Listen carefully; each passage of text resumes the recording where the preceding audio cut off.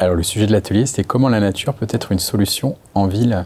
À travers de cet atelier, ce qu'on a souhaité, c'était étudier les différentes formes que la nature peut prendre en ville, les services qu'elle pouvait nous rendre, les bénéfices qui sont attendus de cette nature dans la ville.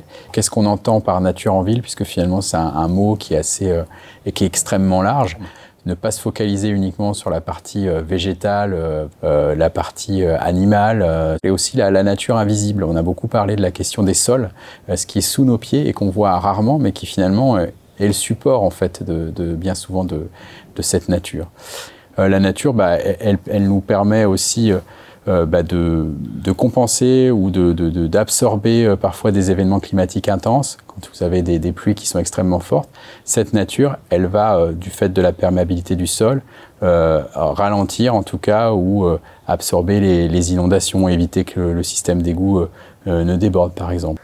On a discuté par exemple de la surface, de la question de l'état des sous-sols en fait. Quand on bétonise, quand on artificialise les sols, qu'est-ce qu'il en reste? Est-ce qu'on peut dépaver? On s'est rendu compte que la nature pouvait permettre de diminuer la température dans les îlots de chaleur. Elle peut donc également contribuer à notre bien-être. De pouvoir se balader dans un bois, dans un parc, seul ou même parfois dans des moments conviviaux avec des amis. Tout ça, ça crée du lien social et ça nous fait extrêmement de bien, ça diminue notre stress, ça contribue, c'est un remède finalement à l'éco-anxiété.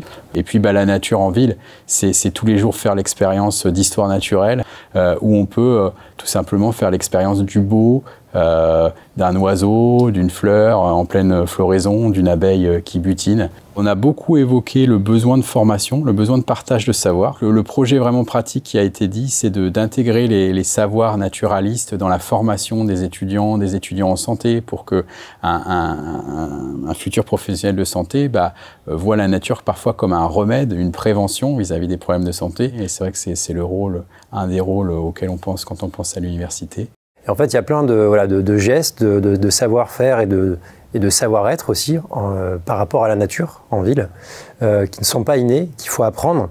Et cet accès en fait, à la connaissance n'est pas le même pour tout le monde. Donc on a beaucoup parlé des inégalités, donc inégalité d'accès à la connaissance.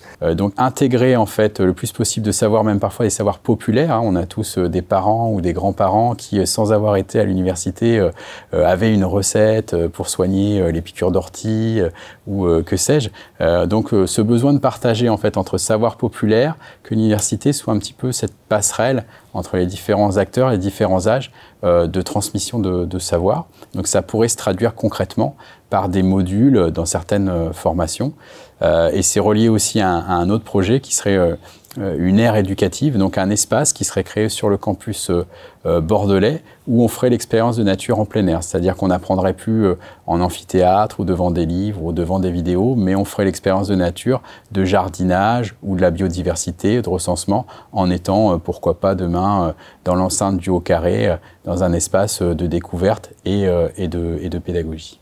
C'était vraiment une expérience extrêmement enrichissante et donc je pense que c'est quelque chose qu'il faut absolument renouveler, démultiplier en allant chercher pourquoi pas des nouveaux acteurs de la ville, pourquoi pas des entrepreneurs, d'autres collectivités. Moi j'aurais qu'une envie, c'est de leur parler de ce que j'ai vécu aujourd'hui pour leur donner envie de travailler demain sur des projets avec des chercheurs, des universitaires, sur ce partage de savoir, sur les sciences participatives, tout ce que j'ai pu partager et tout ce qu'on a pu évoquer avec mes collègues de l'atelier.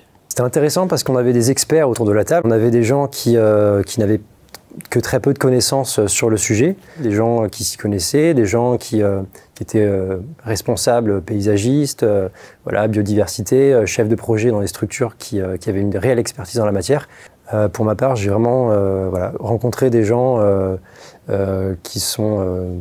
dont je ne soupçonnais pas l'exercice ou l'existence. Et par exemple, des acteurs de la mairie de Talence qui sont prêts à nous aider, qui ont des plans, des structures, des réseaux aussi à nous partager, et qui vont pouvoir en fait dynamiser nos propres activités pour remettre la biodiversité au cœur des enjeux. Je trouve que c'était vraiment une réussite par rapport à certains ateliers, de voir comment est-ce qu'avec ce format-là, on est quand même arrivé à trouver des solutions et à mettre en lien des gens qui ont des aspirations communes. Voilà.